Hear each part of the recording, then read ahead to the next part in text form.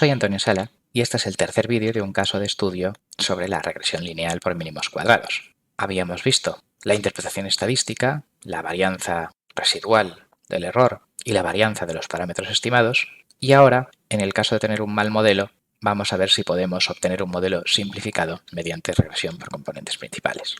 Tengo unos datos, unas ciertas coordenadas originales que yo estandarizo para poder interpretar correctamente las covarianzas como correlación. Detecto correlaciones significativas, esto lo vamos a gastar ahora. Veo que realmente la información, los componentes principales de X, hay un primer componente donde hay 5 o 6 veces más excitación, más información, más capacidad de tener un modelo correcto que los otros, o sea que casi todo lo que hay en los datos X, incrementales respecto a la media, claro, y escalados, es que los tres numeritos suben y bajan igual, entonces hay mucha información para identificar un modelo ahí y hay poca información y mi modelo predecirá con menos exactitud qué pasa cuando suben uno de los tres y bajan los otros. Explotar esto para identificar un modelo simplificado de un parámetro donde yo esté más seguro un poco de la relación señal-ruido de todo es el objetivo de este vídeo. Vamos a ver el caso 1, donde yo tengo una I original a predecir, donde después de centrarla, claro, estimo unos ciertos parámetros y lo que yo obtengo es que con este modelo de 3 parámetros el error de predicción tiene una variabilidad, una desviación típica, sin explicar, del 75% de la desviación típica original, o sea que apenas explica un 25% de lo que se observa en Y, y también la desviación típica de los parámetros estimados es grande, porque en términos porcentuales el intervalo de confianza, con mucha cautela, porque en fin, todo tiene que ser lineal y con distribución normal para que esto realmente signifique algo, pero en fin, pues con esa cautela pues tenemos unos intervalos de confianza por encima del 100%, y significa que si yo repitiera el experimento a lo mejor me daban unos parámetros incluso con el signo cambiado. Pues es una cosa bastante inaceptable, por lo tanto, bueno, pues este modelo es básicamente inútil. Vamos a ver ahora si un modelo más simple, con menos parámetros, me puede servir de algo. Dado que hay 6 veces más información cuando todo sube a la vez y baja que en las otras direcciones, claro, o bien repito el experimento diseñado de otra manera para que haya más información donde menos tiene este, o en este caso con los datos que tengo, esto es lo que hay, y bueno, pues si hago el SVD de los regresores X y el X US V transpuesta, pues lo parto, digamos, y U por S le llamo X en componentes principales y V transpuesta tecta le llamo tecta en componentes principales, pues el estimar este parámetro cambiado de variable de aquí se llama Principal Component Regression.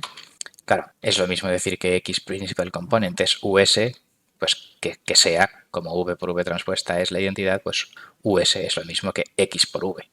Entonces la interpretación de X por V es mucho más sencilla e intuitiva para explicar a alguien que no sepa lo que es un SVD, ¿vale? Es pues utilizar, en vez de los datos en bruto X, utilizar determinadas combinaciones lineales de los datos X, dadas precisamente por las columnas de V, para identificar un modelo que dependa de esas combinaciones lineales. Es identificar un modelo en vez de con un parámetro que dependa de la presión en un compresor 1 y de la presión en un compresor 2, pues por ejemplo un modelo más reducido que dependa de un único parámetro que sea de la presión media. Bueno, pues eso es un poco lo que estamos nosotros básicamente haciendo al proponer este cambio de variable.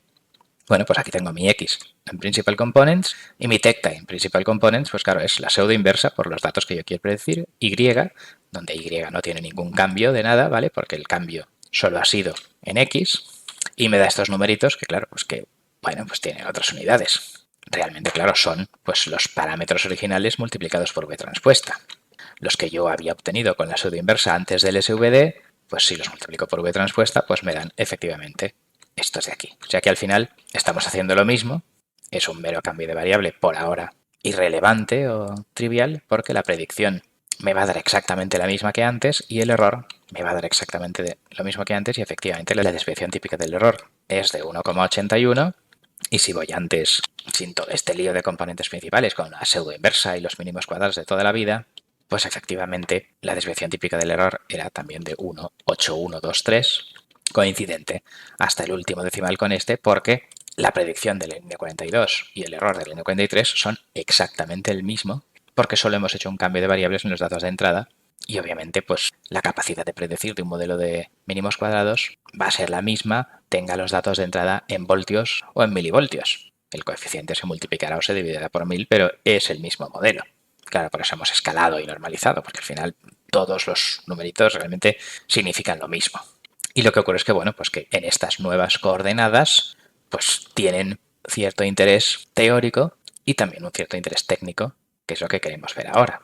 Entonces, ¿cuál es el interés teórico? Pues que aunque predice exactamente, claro, lo mismo que antes, el 75% de desviación típica residual, ahí está, la cuestión es que teóricamente, si ahora hago la matriz de varianzas-covarianzas de estos parámetros estimados θ PC como pues la misma fórmula, pero ahora con el x cambiado de variable, pues entonces esto da diagonal,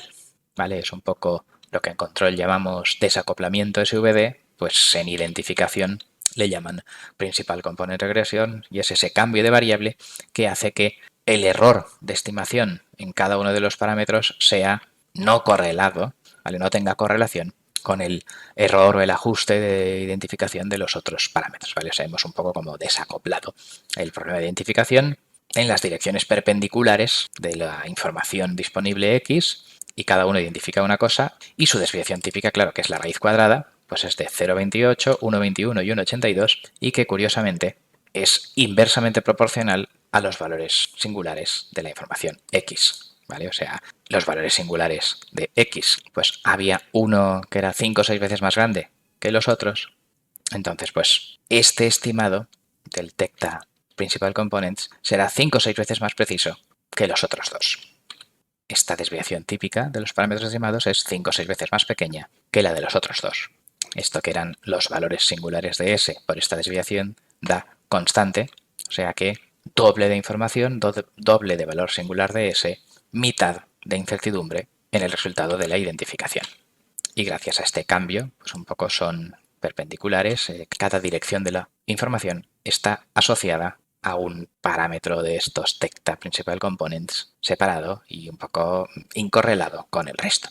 Pues la cuestión es que tengo esta desviación típica de parámetros estimados con este cambio de variable, y claro, también puedo hacer el intervalo de confianza, el θ que yo he estimado más o menos 2 veces la desviación típica, y me da esto de aquí, y que, bueno, pues en unidades porcentuales, para entender lo que estoy haciendo, pues el ancho del intervalo dividido por el centro, pues me da 63, 300 y 200%, ¿vale? O sea que en las coordenadas originales, unos parámetros estimados así por los mínimos cuadrados sin cambio de variable, todo estaba por encima del 100% de imprecisión, no tenía claro ni el signo de esos tres parámetros, ¿vale? Sin embargo, cuando yo hago este cambio de variable, he podido sacar algo, poca cosa, claro, porque al final estamos hablando de un modelo que solo predice el 25% de lo que estoy observando en Y, pero bueno, he podido sacar algo que por lo menos en ese algo estoy medianamente seguro del signo, ¿vale? El primer parámetro estimado creo que seguramente es negativo, estará entre menos 0,3 y menos 1,5. Mis parámetros estimados es este más menos 60%, más menos 300%. Esto sí que, claro, es un desastre. Y este más menos 200%. Entonces, claro, pues sí, estos dos sí que son un verdadero desastre, ¿vale? Y el primero también, ¿eh? Tener una incertidumbre del 60% si todas las suposiciones de los matemáticos fueran ciertas, que luego en la vida real no hay que creérselo tanto, pues bueno, significa que tengo una mínima evidencia de que quizás ahí haya algo que rascar en este modelo, pero vamos, sin echar cohetes, ¿eh? Y desde luego, pues bueno, pues en estas direcciones, pues un error del 200 y el 300% significa que no tengo ni puñetera idea realmente de lo que valen, y que si yo repitiera el experimento, estos dos numeritos me darían unos valores totalmente diferentes, y por tanto, pues quizás podríamos decir, oye, ¿y si yo identifico un modelo de solo un parámetro, me olvido de esto y ya está? ¿Vale? Porque esto no lo puedo identificar, entonces, pues si no lo puedo identificar, ¿y si simplifico el modelo y pienso que el único modelo que yo puedo sacar es un modelo de un parámetro, en esa suma de todas las variables X, que es de lo que más información tengo? Bueno, pues eso se hace simplemente, pues claro, cogiendo XPC solo la primera columna de XPC en vez de las tres, y repitiendo, copiando y pegando el mismo código. Entonces ese modelo de un parámetro da un valor de menos 0,88, que claro que como habíamos hecho este cambio de variable con este desacoplamiento, coincide con el menos 0,88 que daba cuando yo lo hacía con las tres columnas. Está preparado para que sea así, debido a la ortogonalidad de U por S, cada parámetro va a la suya. Son estos ceros que indican que los parámetros no interaccionan. Entonces, bueno, pues me da básicamente el primer parámetro, y si ahora yo vuelvo a calcular el cuánto error explica de todo esto, pues yo lo que veo es que el error ahora, claro, en mi modelo es de 1,89, cuando tenía 3 parámetros el error era de 1,81 y ahora es de 1,89, pero vamos, es prácticamente lo mismo, o sea, hemos hecho bien en reducir la complejidad del modelo. Antes me dejaba en el tintero un 75% de la variabilidad y ahora con un parámetro me dejo un 79% de la variabilidad. Vale, sí, claro, nadie de duros a 4 pesetas, un modelo más simplificado, ajusta los datos de entrenamiento peor, pero claro, pues fijaos que para bajar el error residual del 79 al 75, ¿vale? Para bajar un 4% del error residual, he hecho un modelo 3 veces más complicado. Entonces, seguramente en una aplicación decalle con un modelo simplificado de un parámetro. Y encima, a lo mejor, pues eso, si los parámetros tienen así mogollón de variabilidad, etcétera, e incertidumbre, pues a lo mejor con los datos de validación, igual resulta que este modelo de un parámetro es igual o mejor que el modelo de 3, ¿vale? Por lo tanto, esta varianza del 79 comparado con el 75, sin explicar, con un modelo mucho más sencillo, incluso sin datos de validación, me indica que seguramente esto sea una buena idea, ¿vale? Por lo tanto, pues cojo este modelo de un parámetro, se me queda un 79 sin explicar, y bueno, pues este parámetro estimado, copiando y pegando el mismo código, pues al final tiene no sé qué intervalo de confianza tal, claro, muy parecido al de antes, simplemente ahora como hay un poquito de error, esto se ha hecho un poquito más ancho y porcentualmente, pues ahora tengo un 66% de incertidumbre sobre ese parámetro estimado, porque, claro, ha subido un poco el error y entonces pues al aplicar las fórmulas pues sale un 66% de incertidumbre, mientras que era un 63% cuando yo hacía la regresión esta de los componentes principales con 3 parámetros. Pero vamos, pues eso estamos hablando que es casi lo mismo. Por lo tanto, y con esto vamos a concluir. En este vídeo hemos visto que en unas coordenadas originales pseudoinversa de x por y, claro, eso sí, en incrementales, yo tenía un modelo que predecía solo un 25% de la desviación típica y que sus parámetros tenían con estos datos más de un 100% de incertidumbre. Yo necesitaré bastantes más datos para conseguir mejorar esta precisión y aún así no parece que su capacidad de predecir la salida sea muy buena. Primero hemos hecho un cambio a componentes principales, donde como es un cambio de variable, pues me ha dado un tecta que es un cambio de variable también respecto al original, y su predicción y su error son exactamente el mismo, pero ahí ya hemos conseguido, gracias a ese cambio, independizar unos parámetros de otros y asociar cada parámetro a un componente principal, a una dirección principal de la información. Y resulta que el parámetro en la dirección de más información es el que menor desviación típica tiene, claro, y hemos conseguido que su incertidumbre, intervalo de confianza, sea del 63%, muy grande, porque además si hubiera puesto en vez de 2 sigma, pues 3 sigma tal, hubiera llegado también al 100%, pero en fin, existe una pequeña evidencia de que quizás ese parámetro sí que podría realmente existir y no ser cero, con lo cual hemos propuesto identificar un modelo solo con esa primera columna de los componentes principales, que es la suma de los datos originales,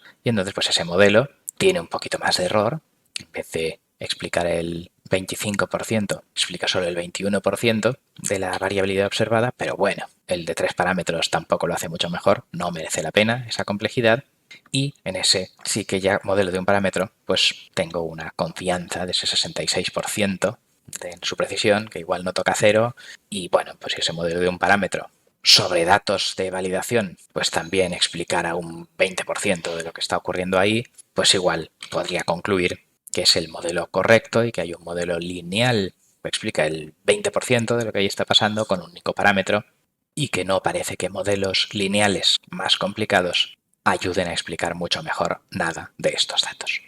El objetivo de una buena identificación, de un buen ajuste de modelo, es precisamente el tener un balance claro sobre cuál es la complejidad aconsejable de mi modelo, con un equilibrio razonable entre esa complejidad, entre su capacidad de predecir los datos de entrenamiento, su capacidad de predecir los datos de validación y también dar ideas sobre qué tipo de experimento, qué tipo de información sería necesaria para identificar con precisión modelos más complicados. Bien, pues esto es todo. Con esto finaliza el vídeo. Muchas gracias por vuestra atención.